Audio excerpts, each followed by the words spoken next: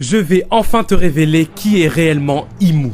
On parle bien sûr des derniers chapitres, donc j'espère que tu es à jour.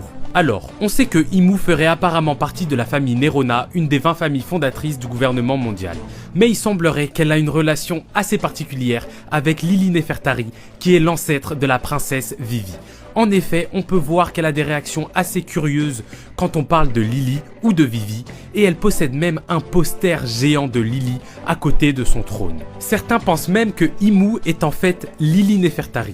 Eh bien si je te disais qu'en réalité Lily Nefertari et Imu n'étaient absolument pas la même personne, mais qu'elles ont fini par le devenir. Attends, je t'explique. Donc premièrement, je pense que Lily Nefertari était l'arme antique Uranus et qu'elle possédait le pouvoir de contrôler une arme volante. Ensuite, on sait que Lily Nefertari n'est jamais rentrée chez elle il y a 800 ans et qu'elle a laissé derrière elle qu'une lettre signée.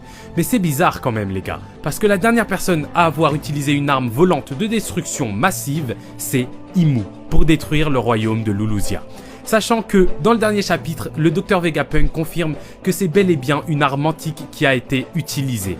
Du coup, comment Im pourrait utiliser le pouvoir de Lily Nefertari, qui est pourtant portée disparue depuis 800 ans? Bah écoute ça, si je te disais qu'il y a 800 ans, avant que Lily ne puisse rentrer chez elle, Imu a ordonné au possesseur du Opeopénomie de l'époque d'utiliser son pouvoir pour la faire échanger de corps avec Lily Nefertari.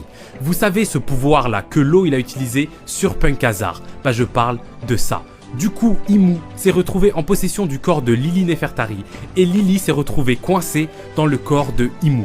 Suite à ça, Imu a tué son propre corps d'origine, tuant ainsi la princesse Lily qui était enfermée. Une fois qu'elle a fait ça, Imu a ensuite ordonné à l'ancien possesseur du Opeopénomie d'utiliser l'opération de jouvence sur son nouveau corps. Ce plan lui aura donc permis de gagner la vie éternelle dans le corps de la princesse Lily, qui lui permet maintenant de contrôler Uranus.